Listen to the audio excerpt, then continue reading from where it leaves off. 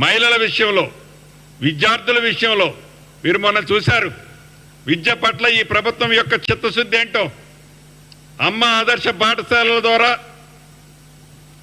మౌలిక వసతుల్ని సుమారు 637 కోట్లు, గతంలో లాగా పేపర్ ఇచ్చి మేము జీవో ఇచ్చేసాము అయిపోయిందని అల్లా, 637 కోట్లు ప్రతి జిల్లాలో ఖర్చు పెట్టి, మొత్తం 637 కోట్లు ఖర్చు పెట్టి అన్ని పాఠశాలల్లో మేజర్గా ఉన్న సమస్యల్ని ఈ ప్రభుత్వం చిత్తశుద్ధితో వాటిని పరిష్కరించింది.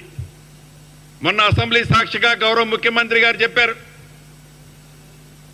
ప్రతి అసెంబ్లీ కాన్స్టిట్యున్సీని ఒక యూనిట్గా తీసుకొని సుమారు 20 నుంచి 25 ఎకరాలలో ఒక ఇంటిగ్రేటెడ్ స్కూల్స్ని ఏర్పాటు చేసే ఒక కాంప్లెక్స్ని ఏర్పాటు చేద్దామని, ఆ ఇంటిగ్రేటెడ్ స్కూల్స్లో ఈనాడు ఏవైతే గత ప్రభుత్వం ఆర్భాటంగా చెప్పిందో, మేము ఇన్ని గురుకులాలు పెట్టాం, అన్ని గురుకులాలు పెట్టాం, ఇంత ఖర్చు పెడుతున్నాం, అంత ఖర్చు పెడుతున్నామని, ఆ పెట్టిన గురుకులాలు టీచర్స్ విషయంలో రెగ్యులర్ టీచర్స్ ఉండరు. బిల్డింగులు చూస్తే మొత్తం వర్షం కురిచే, ఎక్కడ దొరికితే అక్కడ వాళ్ళు జేబులు నింపుకునే కార్యక్రమంతో పాటు పనికి రాని అనేక బిల్డింగుల్ని గత ప్రభుత్వం వాటిలో నిర్వహిస్తుంటే, ఈనాడు గ్రౌండ్కు పోతుంటే అది కొట్టొచ్చినట్లు కనిపిస్తుంది మేము విజిట్ చేస్తున్నప్పుడు. దాంట్లో భాగంగా ఇంటిగ్రేటెడ్ స్కూల్స్ కట్టించే ప్రధానమైన ఉద్దేశం, ప్రతి నియోజకవర్గానికి 100 కోట్లు పైగా ఖర్చు అవుతుంది ఈ ఇంటిగ్రేటెడ్ స్కూల్స్ కట్టడానికి.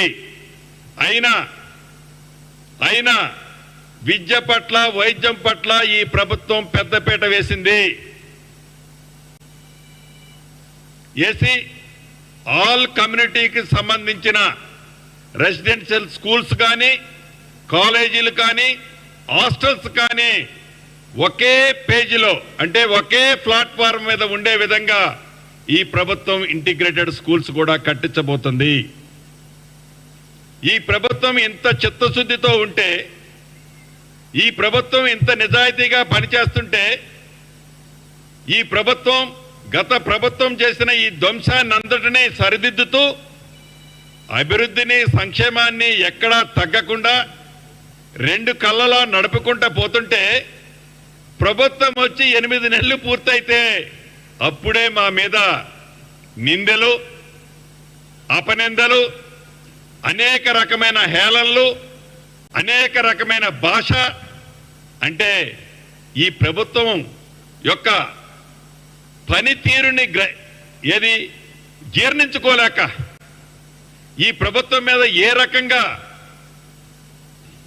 అవాక్కులు చవాక్కులు ఆనాటి మంత్రులు కానీ, ఆనాటి ముఖ్యమంత్రి గారు వస్తారు ఎప్పుడో ఒక్కసారి అట్లా చీల్చి చెండాడుతా అంటాడు, మళ్ళీ 6 నెలలు 9 నెలల దాకా మళ్ళీ ఎవరికి కనబడరు.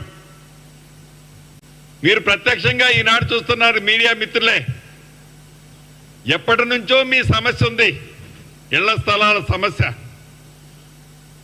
ఈ ప్రభుత్వం వచ్చిన తర్వాత తీరుస్తామని చెప్పాం. రాబోయే కొద్ది రోజుల్లో మొదటి విడతగా న్యాయస్థానం నుంచి ఏదైతే క్లియర్ అయి వచ్చిందో, ఆ జవహర్ సొసైటీకి సంబంధించిన సుమారు 72 ఎకరాలని ఒక మంచి ఫంక్షన్ ఏర్పాటు చేసుకొని గౌరవ ముఖ్యమంత్రి గారి చేతుల మీదుగా 1000కి పైగా ఉన్న సీనియర్ జర్నలిస్టులకి ఇళ్ల స్థలాలకి ప్రభుత్వం అతి కొద్ది రోజుల్లోనే ఇచ్చుకోబోతుంది. ఆనాడు మీరున్నారు, ఎప్పుడన్నా మీడియా మిత్రులను కూర్చోబెట్టుకొని ఆనాటి పెద్దలు మాజీ ముఖ్యమంత్రి గారుంటే ఇట్లా చిటికలు చూపించేది. ఆ చిటికల్లో ఏ ఒక్క చిటిక సౌండ్ కూడా మీకు వినపడిందని నేను అనుకోవటంలా. ఈ ప్రభుత్వం ఎప్పుడూ చిటికలేసి చూపించదు, మాటలు ఎక్కువ చెప్పదు, చెప్పింది కూడా సరిగ్గా చేసుకోదు అని వాళ్ళు చెప్తారు. కానీ ఎక్కువ చేస్తాం, తక్కువ మాట్లాడుద్ది ఈ ప్రభుత్వం. అది ఈ ప్రభుత్వం యొక్క కట్టుబాటు, అది ఈ ప్రభుత్వం యొక్క నిబద్ధత అని మనస్ఫూర్తిగా నా మీడియా మిత్రులందరికీ తెలుపుతూ, చాలా రోజులైంది మీ అందరితో కూడా మాట్లాడి మీ అందరికీ అభినందనలు, కృతజ్ఞతలు తెలుపుతున్నాను.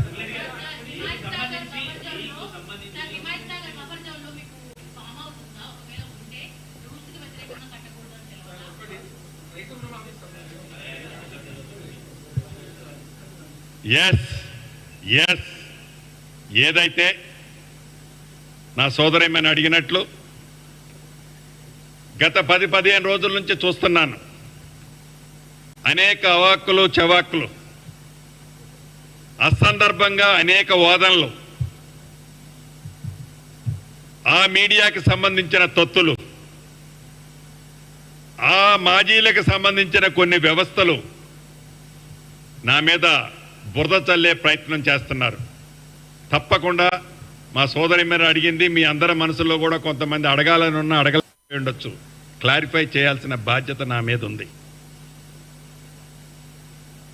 హిమాయత్ సాగర్ సంబంధించి ఏదైతే గడిచిన కొద్ది రోజుల క్రితం, అంటే ఈ అసెంబ్లీలోనే గౌరవ ముఖ్యమంత్రి గారు ఒక మంచి ఉద్దేశంతో, ఈ ప్రభుత్వం ఒక మంచి ఉద్దేశంతో హైడ్రాని ఏర్పాటు చేసిన మాట వాస్తవం. ఈ హైడ్రా యొక్క ముఖ్య ఉద్దేశం సామాన్య ప్రజలు మోసానికి గురి కావద్దని, సామాన్య ప్రజలను ఎవరైనా ప్రలోభాలు పెడితే ఆ ప్రలోభాలు పెట్టిన వాళ్ళమే చట్టరీత్యా చర్య తీసుకోవడంతో పాటు ప్రభుత్వానికి సంబంధించిన స్థలాల విషయంలో కానీ అదే రకంగా రిజర్వాయర్లు, ఇతర ప్రాంతాల్లో ఎఫ్టీఎల్లు, బఫర్ జోన్లో కన్స్ట్రక్షన్ చేసిన ఇళ్ల మీద కానీ ఆనరబుల్ సుప్రీంకోర్టు, హైకోర్టు అనేక సందర్భాల్లో ఈ అక్రమ కట్టడాలకు సంబంధించిన విషయాల్లో, ముఖ్యంగా ఎఫ్టీఎల్లో ఈ బఫర్ జోన్లో ఇళ్లు కట్టిన దాని మీద ఎన్విరాన్మెంటల్కి సంబంధించిన విషయం, ఇబ్బంది దాని మీద కోర్టులో అనేక సార్లు ఆనాటి ప్రభుత్వాన్ని గడిచిన 10 సంవత్సరాల్లో మందలిస్తే వారు దాని మీద ఏ రకమైన చర్య తీసుకోకపోగా వారి కళ్ళు సైగల్లోనే వారికి సంబంధించిన మనుషులు, వారి కుటుంబం, వారి మంది మార్బలమే ఈ ఎఫ్టీఎల్ బఫర్ జోన్లో అనేక ఇళ్లు కట్టిన సందర్భం మనకు తెలియంది కాదు. నిన్న మొన్న కోర్టు కూడా ఒకటి డైరెక్షన్స్ ఇచ్చారు గౌరవ ఆనరబుల్ చీఫ్ జస్టిస్ గారు. ఇక మాటకు ముందు, మాటకు మధ్య, మాటకు చివర రెవెన్యూ మంత్రి ఇల్లు హిమాయత్ సాగర్ ఎఫ్టీఎల్లో ఉంది. రెవెన్యూ మంత్రి ఇల్లు హిమాయత్ సాగర్ బఫర్ జోన్లో ఉంది. రెవెన్యూ మంత్రి ఇల్లు ఎట్లుంది అట్లుంది అని ఆనాటి